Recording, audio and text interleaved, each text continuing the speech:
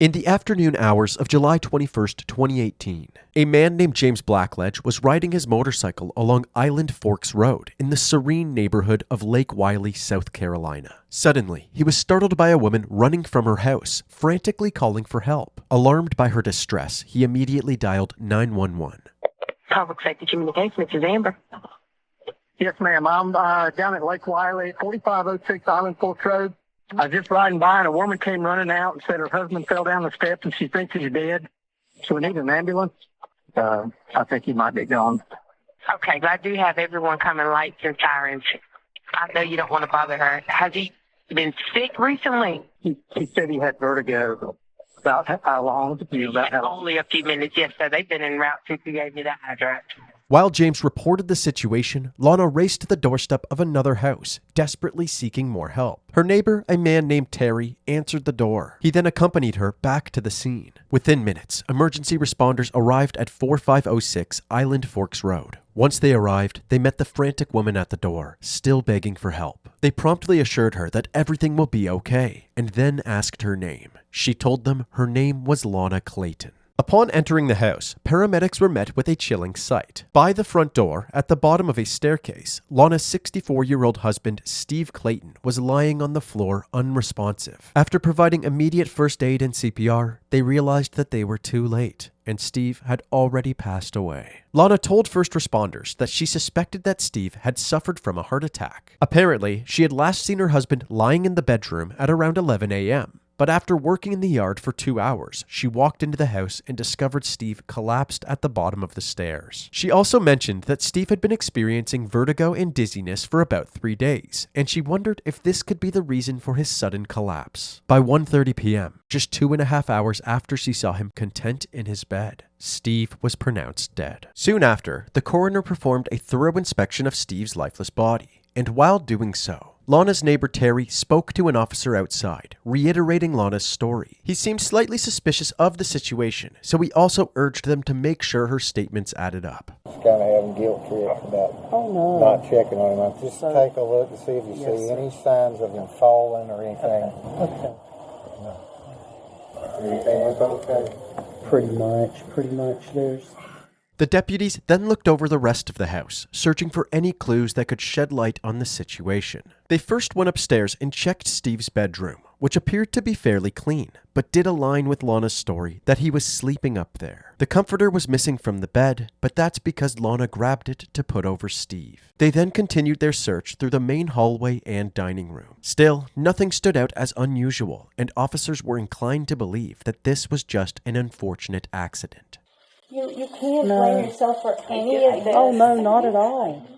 Uncertainty about Steve's cause of death was in the air. However, Lana's account, coupled with the initial examination of the scene, painted a convincing picture of an accident or a death from natural causes. Steve was found lying face down at the bottom of the staircase, with his head near the base of the stairs and his feet pointing towards the front door. This positioning suggested a possible fall down the stairs. But Steve's body had no visible external injuries that aligned with this theory. He had no abrasions, bruises, or indication of blunt force trauma. There was, however, a noticeable purplish discoloration on his chest extending from the nipple line to the top of his head. The coroner noted that typically this discoloration indicated a heart attack. As the investigators continued to speak with Lana, one of Steve's nephews, Nick French, arrived at the scene. Nick, who also happened to be a police officer in a nearby town, had rushed over to offer comfort and support to Lana. However, after briefly speaking with her, he noticed something suspicious. Despite being a nurse, Lana made no mention of attempting to revive Steve, something she was fully trained to do. Adding to the mystery, Steve's phone was missing, and Lana claimed to know nothing about its whereabouts. As Nick searched for the missing phone, he ventured into the bedroom where Steve had been bedridden for the past 3 days. What he found was startling. There was a large puddle of urine soaked through Steve's bed, suggesting that his health was so poor that he was unable to make it to the bathroom. Lana did say that Steve was bedridden for 3 days due to his dizziness and vertigo, but she didn't say that he was incapacitated or suffering from any urinary problems. Also, when investigators asked if she had prearranged funeral plans for Steve, she initially stated that she hadn't made any. However, when examiners offered to keep Steve's body at a holding facility, she quickly changed her mind and requested that his body be transferred to a nearby funeral home. Lana then claimed that Steve had previously expressed his wish to not have an autopsy performed and instead wanted a quick cremation. She even voiced her opinion as to why he might have wanted this, alleging that Steve struggled with drug abuse. Nick, more concerned than ever, now started to believe that a thorough investigation was necessary, so he urged Lana to allow the coroner to take Steve's body for further testing.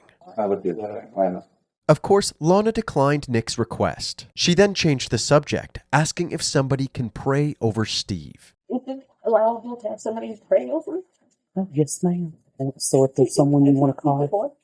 At this point, Nick wasn't the only officer becoming weary of Lana. Aside from her strange behavior, there was also some physical evidence that was contradicting her story. When observing the stairs, they found it odd that the carpet runner had not slipped at all. And on the drywall next to the stairs, there was no indentations or handprints. Steve's body also showed no signs of blunt force trauma or internal bleeding. To summarize, there was zero physical evidence to corroborate a fall. The problem was that there was also no evidence pointing to foul play. As a result, Steve's body became a crucial piece of the puzzle, and his remains were transferred to the medical examiner's holding facility. This turned out to be a good decision, because the very next day, Steve's side of the family contacted the coroner and requested a full autopsy and toxicology report. Lana was against this request, but she was eventually overruled and further testing was arranged. In the meantime, Lana was left to be with her loved ones. Over the next week, Lana's behavior became even more erratic. She made pending arrangements for Steve's cremation without notifying his side of the family. She sold parts of Steve's expensive art collection and even burned several important documents. Among those documents was a will that his nephew Chris Foggin was assigned the executor of. When Chris asked Lana to provide him with the will, she unexpectedly claimed that Steve didn't have one. Lana's refusal to cooperate with Steve's family while allowing her own family to help with Steve's estate set off many red flags for the investigators. Not only that, but Lana's claim of Steve's drug addiction only made things worse. His side of the family had no knowledge of such an issue, and while Steve occasionally used recreational drugs, it was nowhere near the level that Lana described. It was now becoming clearer with every move that she made that Lana was trying to hide something. In 2010, 56-year-old Steve and 44-year-old Lana connected online. Over the next 3 years, the couple built a life together before getting married in 2013. In 2015, Steve and Lana moved from Florida to their newly built house right on the water in South Carolina. All signs pointed to a happy and loving relationship between the two. Steve was even captured fondly dancing with Lana during their July 4th party hosted at their Lake Wylie residence, just 2 weeks before his death. On the surface, the relationship between the two appeared very normal, but as investigators dug deeper, they learned that things weren't exactly as they seemed. Apparently, in 2016, Lana shot Steve in the head with a crossbow while he slept, claiming it was an accident. Fortunately, his injury wasn't fatal and he recovered in a few weeks. This incident was reported to the sheriff's office, but no charges were ever filed. Also, Steve's nephew Chris told officers that during the months before his uncle's death, Steve was contemplating divorcing Lana. With this new evidence on the table, investigators became confident that Steve's death was not an accident. And with that, Lana became the #1 suspect. It had been about a month since Steve's death, and the eagerly awaited autopsy report was finally released. The autopsy revealed several health-related issues, including an enlarged heart and gallbladder disease. His lungs were also reported to be very congested. Additionally, the report revealed consistencies with a fall injury, including a small abrasion on Steve's left forearm, a bruise on his left shin, and another one on the side of his head. These results suggested that Steve very well could have died from natural causes or a fall. However, the toxicology report unveiled a startling new discovery. The report detected high levels of tetrahydrozoline in Steve's blood, a chemical most commonly found in over-the-counter eye drops. His post-mortem blood contained approximately 30 times the dose used for therapeutic purposes. Tetrahydrozoline can be extremely toxic if ingested, and its presence in Steve's system suggested that there may have been foul play involved in his passing. Investigators were determined to uncover how such an unusually high dosage of this chemical had ended up in Steve's system. So they honed in on their #1 suspect, who also happened to be the last person to see Steve alive. On August 29, 2018, Lana agreed to meet with officers at the coroner's office. When she arrived, she was escorted to an interview room. What she didn't know was that FBI detectives were listening to the conversation from another room. She was first informed that an autopsy had just been performed on her husband, setting the stage for an uncomfortable conversation.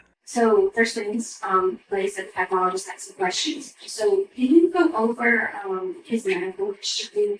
Lana explained that Steve had a near-fatal scuba diving accident several years prior, which left him with ongoing bowel sickness.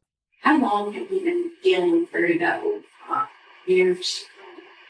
When he gets so dizzy and he gets up and himself. He gets projectile. Her account of Steve's symptoms, including dizziness and balance issues, also aligned with the side effects of tetrahydrozoline. Despite this, Lana continued to insist that Steve had suffered a heart attack. However, when confronted with the toxicology report, her response suggested that she might know more about how the drug got into his system. Let's go over the toxicology. There's a drug called tetrahydrozoline. That is his poison. His tetrahydrozoline level is very, very high. Which is very concerning. Lana claimed that Steve developed a strange habit of adding eye drops to his coffee. Somebody one time told him, who buys anybody else from the bathroom, and he'd put like 2 drops in his coffee, and then they could go back. How long have you been doing that for? A year or so. They were taken aback by Lana's response. Given her background as a nurse, she should have been well aware of the side effects of tetrahydrozoline. They also found it hard to believe that both Lana and Steve would allow him to intentionally ingest something so harmful. After the coroners presented Lana with the toxicology report and questioned her about Steve's medical history, the interview took a more intense turn. The detectives who had been listening in from the other room decided to delve deeper into Lana's statements and actions during her husband's final moments. Right now, the death is suspicious in nature. With suspicious deaths, we get involved in serious functions to figure out whether it's accidental or anything along those lines. Well, listen, if you're not in any kind of trouble, you are witness in this case for us, but part of our protocol, we have to read our Miranda rights to everybody, okay? You have the right to remain silent. After reading her rights, Lana provided details that the investigators hadn't heard before. Apparently, Steve had been struggling with mood disorders, which frequently made him angry and abusive. He has a mood disorder. I was walked on eggshells. I didn't know what Steven I was going to come home to, or if he's angry, he would, he can be really nasty, Okay. What is that? It was really verbally abusive, calling names, stupid, bitch. So it's pretty safe to say that he's pretty abusive to you. I feel I'm painting a bad picture of him. He wasn't, a monster. This new story completely changed the narrative in her favor, which raised suspicions about her intentions. Detectives, now more skeptical, decided to question Lana about how exactly she found his body. How were his arms positioned? Okay. Almost like he was trying to push him out. How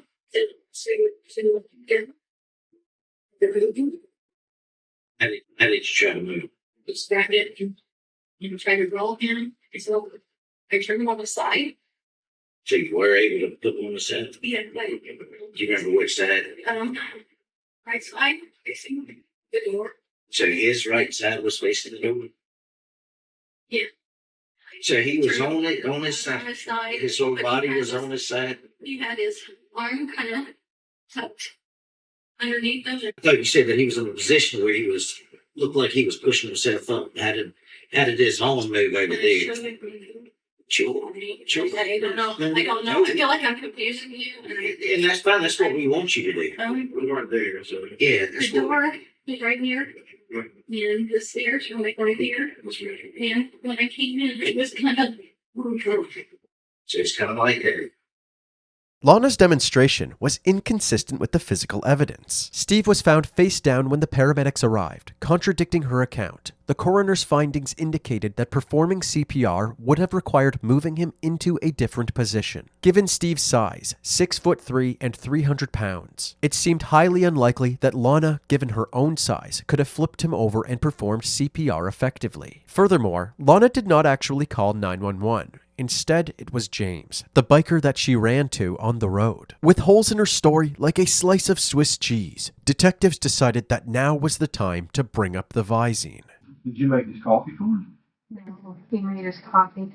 Everybody keeps asking me, about the coffee, and I know they're wanting to know about the Visine. Did he have any? He always had the Visine. Did he have any that day? This one, I don't know. You're in the nursing business, though. Wouldn't you know the effects of it? Sure. I didn't think Visine was anything that would be serious to your health. I feel like you guys are, doing your job, and you're, wondering if I killed my husband, and I did not kill my husband. Realizing the gravity of the situation and the mounting suspicions against her, Lana asked for legal counsel. As a result of this request, all questioning was put on hold. However, Lana was soon informed that a search warrant had been obtained for her house and cell phone. They then requested that she hand it over. After complying with this request, the detectives began a thorough examination of her phone records. They also drove her home and executed the search warrant on her property. When detectives discovered a crossbow on the property, they connected it to the crossbow incident they had learned about after speaking with Steve's family. They questioned Lana about its presence, prompting her to disclose more details about their relationship and past incidents. He was always so in control. Mm-hmm. He controlled everybody. Right. And manipulated. Everybody thought he was a wonderful, sweet guy, but he had such moods. He would go from depressed to angry, and then he would take narcotics to change his mood. And he knew I was going to leave him. Right, I understand. No, I can't ask you any more questions just due to the fact that you had invoked your right. But if you talk to me, you still have that option to do that.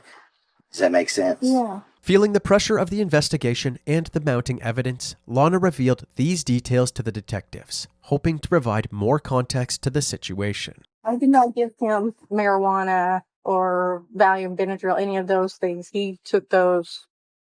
But I did put Visine in his water.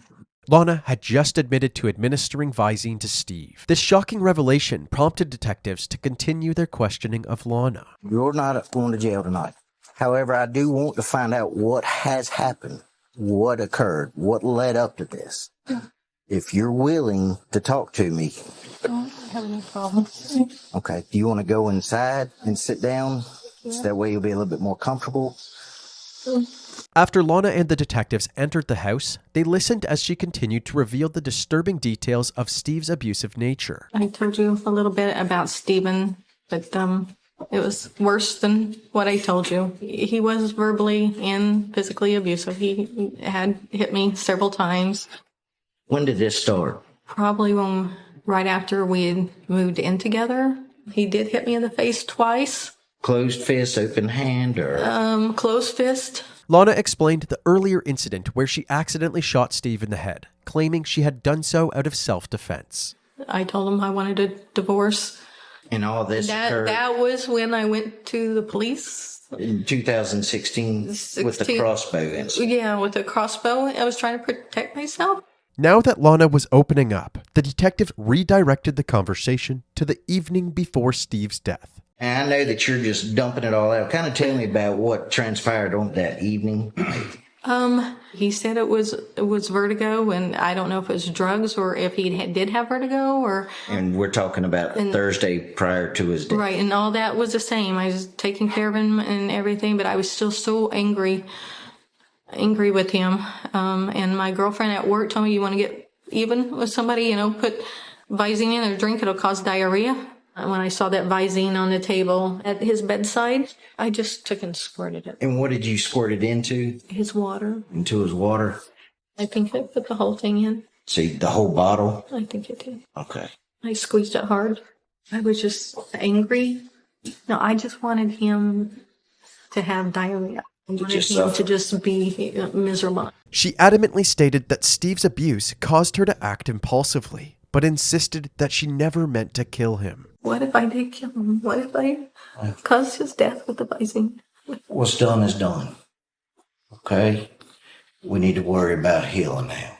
Following this interview, detectives discovered several empty bottles of Visine around the house, which corroborated Lana's confession. They also found a pile of burnt belongings in the backyard. However, crucial items like Steve's will and cell phone were missing. After this search was wrapped up, Lana was left at her home for the night while they prepared an arrest warrant. Typically, under these circumstances, a confessed killer would be held at the county jail. But law enforcement believed that this was an isolated incident, and Lana posed no danger to the public. In the meantime, detectives interviewed Steve's side of the family and his former partners about any incidents of abuse. None of them were aware of any abusive behavior or drug addiction. The next day, on August 30th, 2018, the York County Sheriff's Office received another frantic 911 call. It was Lana's neighbor who had just discovered Lana unresponsive in her bed. Apparently, she had taken drastic measures to avoid prosecution. She was quickly taken to the hospital where she eventually regained consciousness and was now under police supervision. Back at the residence, authorities discovered that Lana had recently written a series of letters. In them, she apologized for the pain that she had caused and explained the reasons behind her actions. After thoroughly investigating Lana's claims and gathering enough evidence to support the charges, an arrest warrant was issued. Detectives waited for her to be medically discharged from the hospital before making the arrest. On August 31st, 2018, more than 1 month after Steve's death, 52-year-old Lana Clayton was formally arrested. She was charged with multiple counts, including murder, voluntary manslaughter, and the tampering of food or drug in the death of her husband. Now, with that shocking murder case in South Carolina, a wife arrested, accused of poisoning her husband with over-the-counter eye drops. Now his family is breaking their silence, and Amy is here with more. What a story. Yeah, this is an incredible story, guys, and there are so many questions about this murder, but the biggest one remains unanswered. Why? Why did Lana Clayton allegedly poison her husband? It's the common over-the-counter medicine used to relieve red or irritated eyes. But this morning, investigators say they still have no clear motive as to why 52-year-old Lana Clayton allegedly used eye drops to kill her husband of 4 years. Well, she did admit during interviews with our detectives that she committed the crimes. Police say they never suspected foul play was involved until toxicology results from his autopsy revealed high levels of tetrahydrozoline, the chemical found in eye drops and nasal sprays, in his bloodstream. If ingested orally, it can cause respiratory failure, seizures, and even comas. During our search of the home, we found several bottles of the eye drops. Police say Clayton admitted to poisoning her husband's water with the drops over the course of 3 days before his death. This morning, Clayton remains behind bars without bond, facing murder and unlawful tampering of food charges. Her husband's family speaking out, telling ABC News they are shocked and mortified at the cause of Steven's death. All of our family and friends knew how much he loved his wife, Lana, and how devoted he was to her. Yeah, such a shocking story. And under South Carolina law, this case qualifies for the death penalty, but prosecutors say it is far too early to decide whether to seek that against Lana Clayton. On January 17th, 2020, nearly a year and a half after Steve Clayton's death, Lana Clayton officially entered a guilty plea to her charges. She faced the possibility of up to 30 years in prison without parole. How do you plead to voluntary manslaughter? Guilty or not guilty? Guilty. During her sentencing hearing, attorneys argued about the motivating factors behind the crime as a way to evaluate just how long she should spend behind bars. Prosecutors put forth that Lana had lied about the abuse and theorized that she was motivated by financial gain. Steve was a wealthy man with significant assets, and under South Carolina's inheritance law, Lana was set to inherit his estate if he died without a will. They suspected that Lana took advantage of this law and is the main reason she convinced Steve to move to South Carolina back in 2016. To finish him off, she intentionally added the eye drops to Steve's drinks for several days, causing his death. He lay there helpless Thursday and Friday, waking up periodically from his misery, thirsty, drinking more water. Her defense responded to these claims by painting Lana as a victim struggling from the lasting effects of PTSD from all of the abuse that she suffered. After all of the evidence was presented to the court, members of Steve's family and friends urged the judge to give Lana the maximum possible sentence. If Steve loved someone, we loved them too. When Steve and Lana married, we welcomed her with open arms. Lana Sue, as Steve lovingly called her, was a VA nurse from Oklahoma. We traveled together on vacations. We visited Steve and Lana in the mountains. We met in the middle to cheer on the Seminoles. We gathered in our hometown any chance we got. In the 4.5 years they were married, I never saw Aunt Lana angry or greedy or unhappy in any way ever, ever. I truly thought that Lana loved Steve and that their marriage was good. And then unexpectedly, Lana called and said that Steve is dead. He'd been sick, she said. Lana told me she'd been outside mowing the lawn, came inside and found him near the bottom of the stairs. We knew that for the last year, Steve had been oddly sick at times and thought perhaps this was the result of Steve not taking better care of himself. We were completely devastated and completely heartbroken. Shortly after, we gathered with friends and family at their home to say goodbye. We heard story after story of how Steve had so positively affected the lives of so many people. Today, myself, my husband George, and our 2 adult children remain completely traumatized, devastated, and heartbroken. We have not only lost our dearest friend, our advisor, our brother, our Steve. We have lost our trust in the world as we thought we knew it. The loss of Steve and our lifetime of friendship is completely immeasurable. Homicide is where one person causes the death of another without legal justification. Lana Sue Clayton methodically planned and murdered an exceptional man, Steven Clayton. Lana took Steve's life, took his life. Clearly, there was no legal justification, no extenuating circumstances, and no defensible argument regarding the fact that Lana murdered Steve. Clearly, this is a homicide. Under South Carolina homicide law, murder is punishable by a minimum prison term of 30 years, life in prison, or death. While Lana's punishment is not up to me, I do know this. Lana Sue Clayton is an exceptionally diabolical liar, a confessed murderer, and never should be allowed any kind of life in the outside world. I hope that this is the case, Your Honor.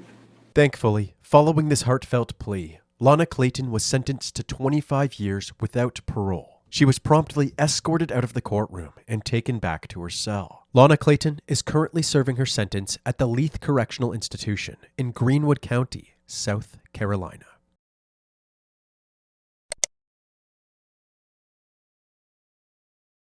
I did impulsively put the Visine in Steven's drink, and I did it with the intent to make him sick and uncomfortable.